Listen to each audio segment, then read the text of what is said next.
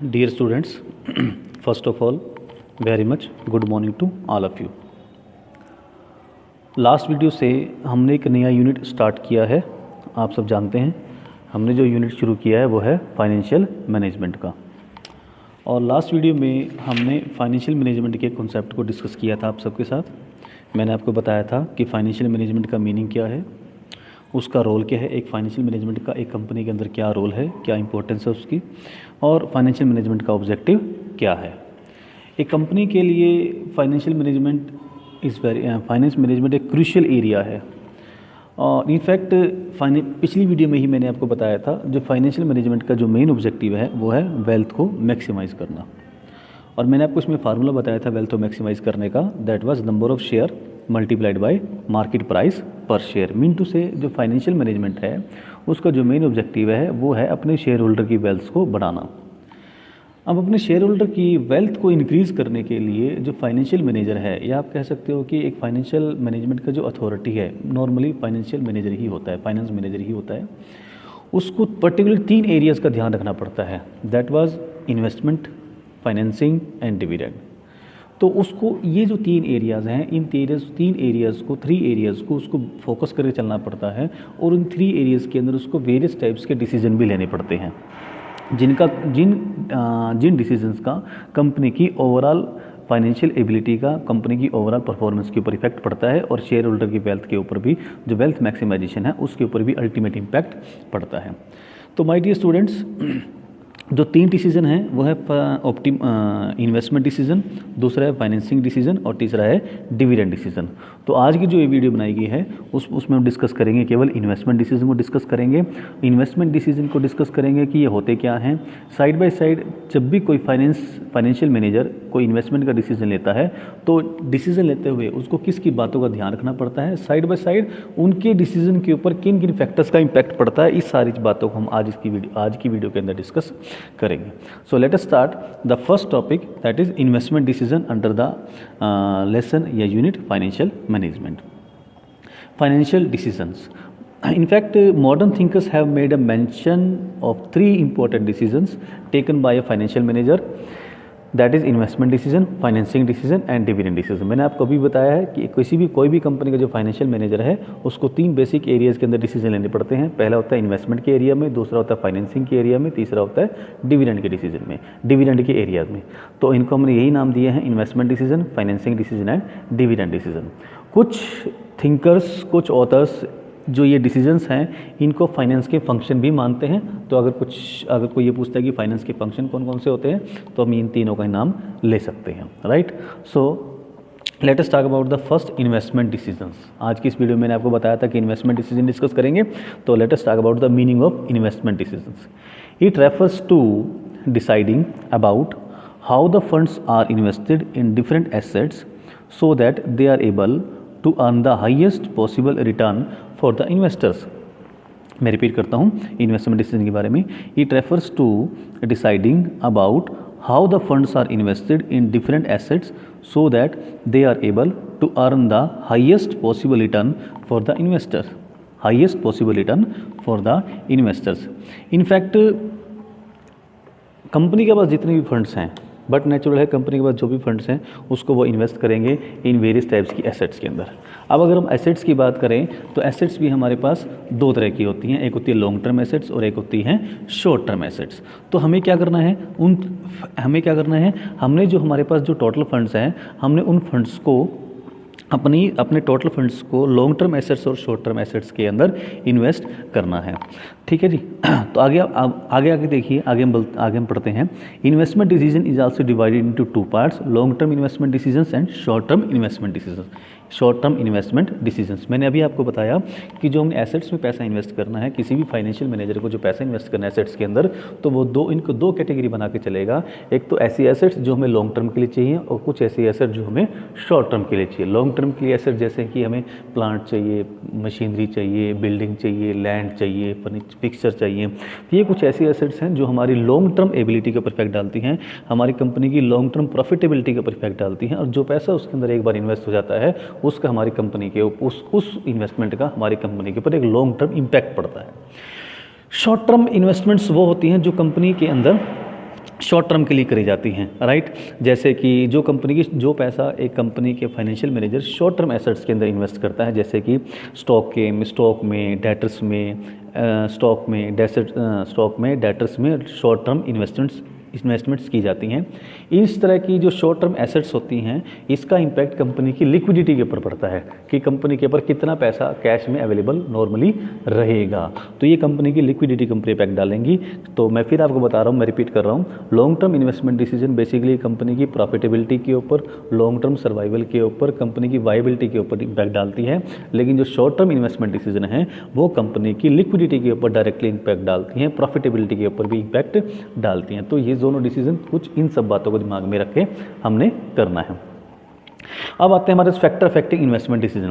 Factor affecting से मतलब क्या है कि जब कंपनी लॉन्ग टर्म एसेट्स, हम इसको अलग अलग कैटेगरी में डिस्कस करेंगे कि जब कंपनी लॉन्ग टर्म एसेट्स के अंदर पैसा इन्वेस्ट कर रही है। दूसरा factor affecting in short term investment, कि जब कंपनी शॉर्ट टर्म एसेट्स के अंदर कोई पैसा इन्वेस्ट कर रही है तो उसके ऊपर कौन कौन से फैक्टर इफेक्ट करेंगे। मैं रिपीट करता हूं कि जब कंपनी लॉन्ग टर्म एसेट्स के अंदर इन्वेस्टमेंट कर रही है तब कौन कौन से फैक्टर हमें कंसिडर करने हैं, और जब कंपनी शॉर्ट टर्म एसेट्स के अंदर इन्वेस्ट कर रही है तब कंपनी को कौन कौन से फैक्टर इफेक्ट करेंगे, हमने यहाँ पर ये डिस्कस करने हैं, राइट। तो सबसे पहले हमारे पास आता है factor affecting long term investment decisions. I repeat, factor affecting long term investment decisions, that is called capital budgeting decisions. जब भी कंपनी लॉन्ग टर्म एसेट्स के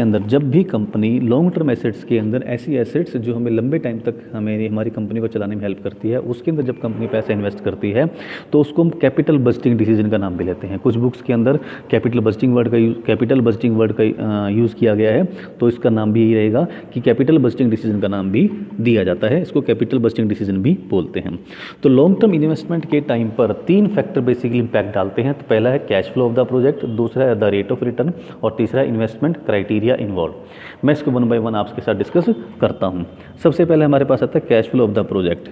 जब भी कोई कंपनी लॉन्ग टर्म इन्वेस्टमेंट करेगी, किसी प्रोजेक्ट में लंबे टाइम के लिए पैसा इन्वेस्ट करेगी, तो उसमें कितना कैश फ्लो की पोजीशन क्या रहेगी। अब कैश फ्लो भी हमें यहाँ टू वे से कंसिडर करना है। पहला है कैश आउटफ्लो, दूसरा है कैश इनफ्लो। कैश आउटफ्लो और इनफ्लो क्या है मैं आपको बताता हूँ डिटेल से। मान लीजिए किसी कंपनी ने कोई मशीन खरीदनी है, उस मशीन की अमाउंट है मान लीजिए 50 लाख रुपीज़ की।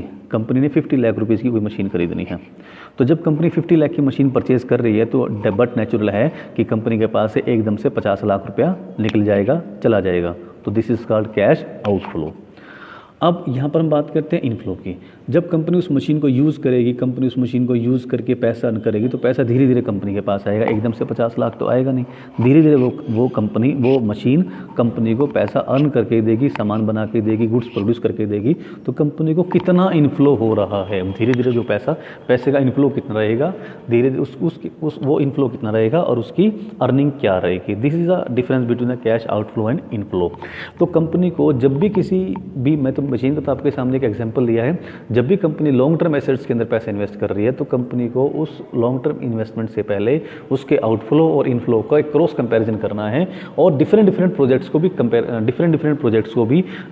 करना है कि किस प्रोजेक्ट में कंपनी का कैश आउटफ्लो और इनफ्लो का जो रेशियो है वो बढ़िया रहेगा और किस प्रोजेक्ट में वो अच्छा नहीं रहेगा। जो प्रोजेक्ट बेस्ट सूटेबल होगा उसमें कंपनी अपना पैसा इन्वेस्ट करेगी।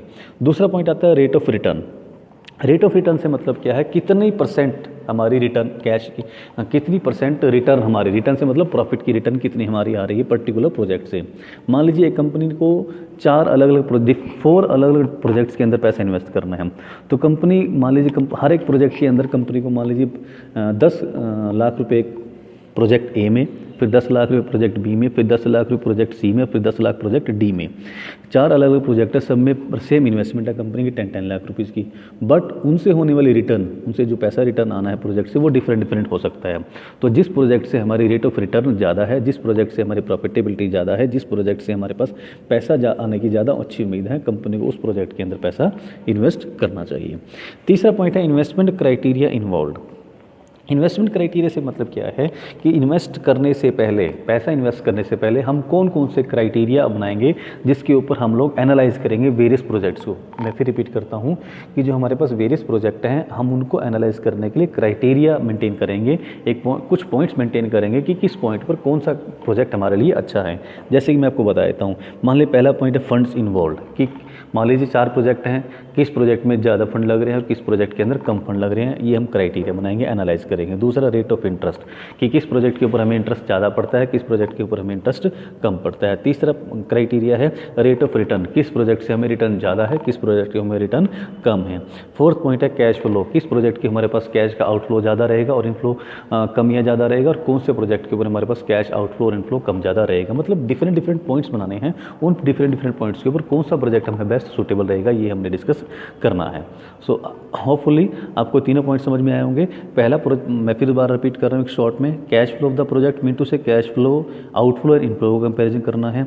दूसरा रेट ऑफ रिटर्न, कि हमें रिटर्न कितनी मिलनी है, जिस प्रोजेक्ट से ज़्यादा रिटर्न मिलने की पॉसिबिलिटी है, एक्सपेक्टेशन है, उसमें ज़्यादा पहले इन्वेस्टमेंट करी जाएगी। तीसरा पॉइंट है इन्वेस्टमेंट क्राइटेरिया, कि लॉन्ग टर्म एसेट्स में इन्वेस्टमेंट करने से पहले हम एक क्राइटेरिया बनाएंगे, पॉइंट्स बनाएंगे और सभी पॉइंट्स को डिस्कस करेंगे before investing our amount of money in the project. Next point आता है हमारे पास factor affecting short term investment decision.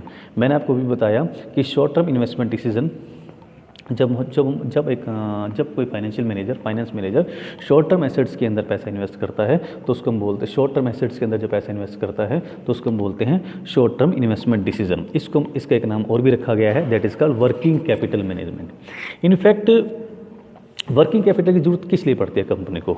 Working capital की जरूरत पड़ती है कंपनी को day to day operations, day to day business को चलाने के लिए। जैसे कि कंपनी को डे टू डे में रूटीन में बहुत सारे एक्सपेंडिचर्स भी करने पड़ते हैं, जैसे कि अपने वर्कर्स को सैलरी देनी है, टेलीफोन का एक्सपेंस पे, टेलीफोन का बिल पे करना है, इलेक्ट्रिसिटी का बिल पे करना है, बिल्डिंग का रेंट पे करना है, राइट, एंटरटेनमेंट एक्सपेंस पे करने हैं, अपने क्रेडिटर्स को पेमेंट करनी है, राइट। तो कंपनी को रूटीन में कुछ पैसा एक्सपेंस पे भी करना पड़ता है, तो इसे बोलते हैं वर्किंग कैपिटल मैनेजमेंट।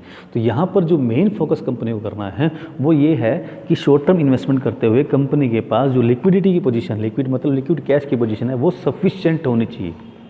कंपनी के पास जो कैश की पोजीशन है वो सफिशिएंट होनी चाहिए, एडिक्वेट होनी चाहिए, ना तो बहुत ज़्यादा होनी चाहिए ना बहुत कम होनी चाहिए। मैं पॉइंट बताता हूँ, अगर कंपनी के पास ज़रूरत से ज़्यादा कैश पड़ा रहेगा तो बट नेचुरल वो कैश आइडियल पड़ा रहेगा, बेकार पड़ा रहेगा, वो कंपनी को कुछ इनकम अर्न करके नहीं दे पाएगा। और अगर वही कैश अगर कंपनी के पास कम रहेगा, मान लीजिए वो ज़रूरत से कम रहता है, जितने में रूटीन में ज़रूरत पड़ती है उससे कम पैसा कंपनी के पास कैश में रहता है, तो ऑटोमेटिकली बात है कि कंपनी अपनी पेमेंट्स टाइम पर नहीं कर पाएगी और उससे उसकी गुडविल मार्केट के अंदर डाउन हो जाएगी, आप कह सकते हो कि खराब हो जाएगी। इस तरह की सिचुएशन में यहाँ पर कहते हैं जो शॉर्ट टर्म जो हमारा वर्किंग कैपिटल मैनेजमेंट का डिसीजन है, या इन अदर वर्ड्स कहें कि जो शॉर्ट टर्म एसेट्स के अंदर जो इन्वेस्टमेंट हमारी करने का डिसीजन है वो इस तरह से किया जाना चाहिए कि हमारी जो करंट एसेट्स हैं एंड जो करंट लायबिलिटी हैं उनके बीच में एक बैलेंस बना रहे और हमारे पास लिक्विड कैश की पोजीशन भी प्रॉपर एडिक्वेट बनी रहे, ना तो कैश हमारे पास बहुत ज़्यादा बचा रहे, ना ही हमारे पास कैश बहुत कम बचा रहे। होपफुली आपका जो इन्वेस्टमेंट का डिसीजन जो है वो इन्वेस्टमेंट डिसीजन जो फाइनेंस मैनेजर का जो इन्वेस्टमेंट डिसीजन है वो आपको समझ में आया होगा। इसे नेक्स्ट वीडियो में हम फाइनेंसिंग डिसीजन की बात करेंगे। आज के लिए इतना ही। At last I thanks to all of you.